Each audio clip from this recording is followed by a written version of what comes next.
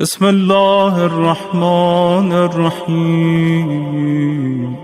کل آپ خدمت میں 3 آیتیں پیش کی تھیں۔ بل اللہ یزکی من یشاء، خدا ہے جو انسان کو تزکیہ عطا کرتا ہے۔ دوسری آیت تھی یزکیہم، اور تیسری آیت پیش کی تھی قد افلح من زکاہا۔ اس کے بالکل بعد کی آیت ہے وقد خاب من دساہا۔ دساہا سے نکلا ہے تدسیہ، زکاہا سے تزکیہ، دساہا سے تدسیہ۔ تو تدسیہ کیا ہے؟ تزکیے کی ضد۔ ترجمہ کیا ہے؟ وقد خاب من دساہا، کامیاب کون ہوا؟ جس نے نفس کو پاک کر لیا۔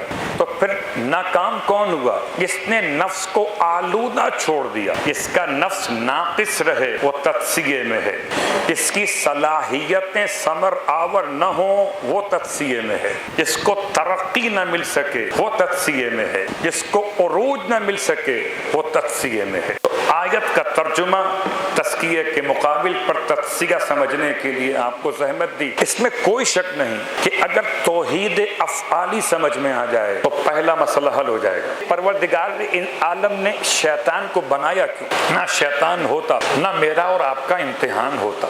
یہ خواہ مخواہ شیطان کو اللہ نے خلق فرما دیا۔ پروردگار ساری حمد تیرے لیے، تو نے شیطان نہیں بنایا، تو نے تو یا جن بنایا یا انسان بنایا۔ وما خلقت الجن والانس الا لیعبدون کی آیت پکار رہی ہے سورہ ذاریات میں سے کہ خدا نے یا جن کو بنایا یا انسان کو بنایا، شیطان کو نہیں بنایا۔ تو شیطان صفت ہے، ذات نہیں ہے۔ جب یہ ذات ہے تو صفات کا اختیار کرنا اپنا کمال ہے، اپنا نقص ہے۔ البتہ چونکہ ذات خدا نے بنائی ہے، توحید افعالی کی بنیاد پر کہا جائے گا کہ کائنات نہ بنائی ہوتی تو جن نہ پیدا ہوئے ہوتے، کائنات نہ بنائی ہوتی تو انسان نہ پیدا ہوئے ہوتے۔ تو عام طور پر انسان ذرا سا اشتباہ کر جاتا ہے توحید افعالی کے اندر۔ اس میں کوئی شک نہیں کہ ہم اور آپ اپنے ارادے اور اختیار میں آزاد رکھے گئے۔ ہم چاہیں تو تزکیہ ہو اور چاہیں تو تزکیہ نہ ہو۔ ماں اٹھاتی رہے رات کو نماز شب کے لیے، چاہیں تو اٹھیں چاہیں تو نہ اٹھیں، کہلائیں گے تو ماں کی ہی اولاد۔ نماز شب پڑھی تب بھی ماں کی اولاد کہلائیں گے، نماز شب نہ پڑھی تب بھی ماں کی اولاد کہلائیں گے۔ تو تزکیہ کیا تب بھی خدا کے بندے کہلائیں گے، تزکیہ نہ کیا تب بھی خدا کے بندے کہلائیں گے۔ جوان ہے، اللہ کے رسول کی بارگاہ میں آیا ہے اور آنے کے بعد کہتا ہے یا رسول اللہ، میں چاہتا ہوں کہ زنا کروں، میں چاہتا ہوں کہ یہ برائی انجام دوں، اور میں اس برائی کے لیے آپ سے پرمیشن چاہتا ہوں۔ بڑا حوصلہ ہے، اللہ اکبر، یعنی گناہ بھی کرنا ہے اور مصطفیٰ سے پوچھ کے کرنا ہے۔ اللہ کے رسول نے رسپانس کیا دیا؟ آپ کے تاثرات کیا تھے؟ اصحاب تو ناراض ہوئے، جو ہم جیسے تھے وہ ناراض ہوئے، جو رب جیسا تھا اس نے تزکیے کی ذمہ داری کو ادا کیا۔ آپ ناراض نہیں ہوئے۔ سوال تو سوال ہے، کوئی بھی سوال ہو سکتا ہے۔ آپ نے اپنے اصحاب کو روک دیا، غصہ مت کیجئے، اپنے قریب بلایا۔ پیغمبر کون؟ معلم، ماہر نفسیات، بہترین نفسیات کو سمجھنے والے۔ جب کوئی مریض پاگل ہو تو ڈاکٹر اس کے علاج سے انکار نہیں کر دیتا۔ پاگل تو کچھ بھی کہہ سکتا ہے، طبیب کا کام تو ہے اس کو صحیح کر دینا۔ پیغمبر نے ارشاد فرمایا بیٹا میں آپ سے سوال کرنا چاہتا ہوں، آپ مجھے سوال کا جواب دیجئے، پھر آگے بات ہو۔ جوان کہتا ہے سوال کیجیے اللہ کے رسول، کیا سوال کرنا چاہتے؟ ارشاد فرمایا بیٹا بتاؤ کہ اگر کوئی اور جوان تمہارے گھر کی خواتین کے ساتھ اس لفظ کو جوڑنا چاہے، میں بڑی احتیاط سے کام لے رہا، تو کیا تم برداشت کر سکتے ہو کہ تمہاری فیملی ممبرز کے ساتھ کوئی جملہ استعمال کرے؟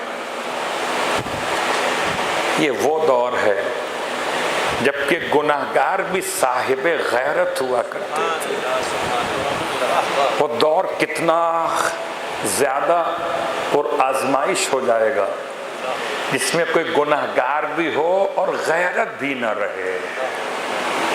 وہ گناہگار ضرور ہے، اور آپ تو سنتے رہتے اس روایت کو کہ یزید کی بیوی جس کا نام تھا ہندہ.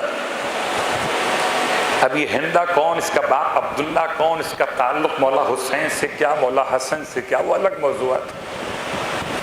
مگر اس کی بیوی جو ہندہ کہی جاتی ہے، بعض کہتے ہیں ہند نام تھا، عبداللہ کی بیٹی. تو یزید کی شریک حیات جب یزید کے دربار میں آ کر اپنی چادر سر سے اتار دیتی ہے، تو یزید اپنی عبا اتار کر اپنی بیوی کے سر پر چادر کے طور پہ ڈال دیتا ہے. کیا روایت سنی ہوئی ہے؟ تو نہیں پڑھ رہا. ایسا کیوں ہے؟ یعنی ایک طرف اس کا عمل قنیح اور عمل قبیح یہ ہے کہ آل محمد کو اسیر کیا ہوا ہے. رسول کی بیٹیاں تو چادر کے بغیر لائی گئی ہیں، وہ اپنی بیوی کو چادر اڑا رہا ہے.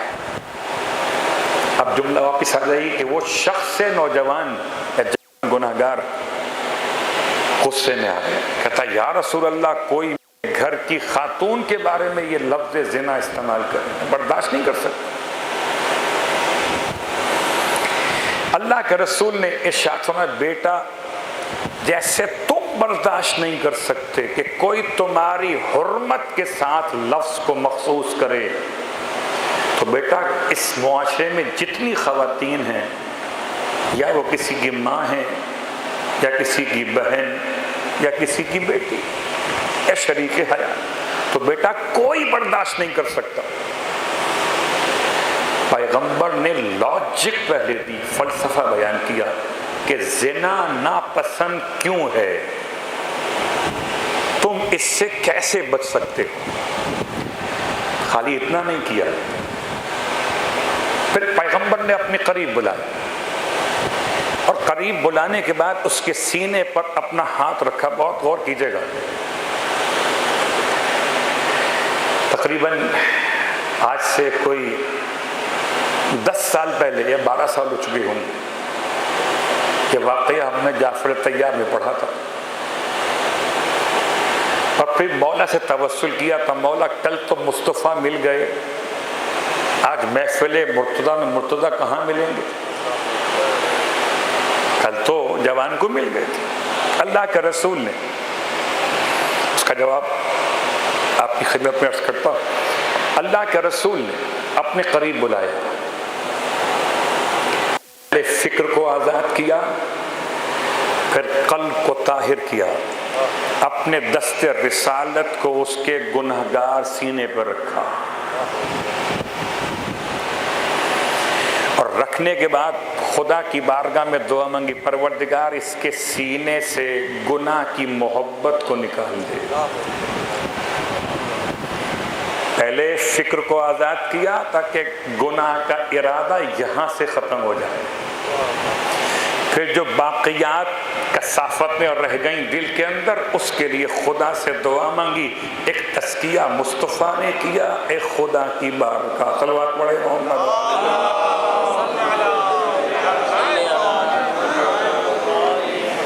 اللہ کے رسول نے جب دعا مانگی اور پیغمبر کی دعا قبول نہ ہو کیسے ممکن ہے؟ اللہ اکبر. آپ کی دعا قبول ہوئی. وہ جوان جب تک زندہ رہا اس سے سب سے زیادہ نفرت زنا کے گناہ سے تھی. صاحبہ نے ایمان کی خدمت مقدس نے پھر یاد دلا دی کہ جب یہ واقعہ پیش کیا گیا تو اب سوال یہ پیدا ہوا کہ ہم دست رسالت کہاں سے لائیں؟ اگر آج کا کوئی جوان اپنے سینے سے کثافتوں کو دور کرنا چاہتا ہے، تزکیہ نفس کو اپنے وجود میں جگہ دینا چاہتا ہے، تو کہاں سے لائے رسول خدا کا دست مبارک؟ تو آئیے رسول خدا کا دست مبارک نہ ملے تو پھر یا تو قرآن مجید کی شکل میں ورنہ علم حضرت عباس کے پنجے کی شکل میں. علم کے پنجے کو چومنا تو سب کو آتا ہے. آؤ یہ سمجھو کہ حضرت عباس کے ہاتھ سے عہد کر رہے ہو اور اس پنجے کو اپنے سینے پر رکھ کر کہو کہ آج میرے پاس رسول کا ہاتھ تو نہیں ہے، عباس کے کٹے ہاتھوں کی یاد تو ہے. تو اے خدا، جیسے تو نے اپنے رسول کے کہنے پر اس جوان کی سینے سے گناہ کی محبت کو نکال دیا، ایسے میرے سینے سے گناہوں کی الفت کو نکال دیا. تو یہ زیارت کا شرف بھی پورا ہو جائے اور دعا بھی خدا کی بارگاہ میں باب الحوائج مولا عباس علیہ الصلوۃ والسلام سے قبول ہو جائے.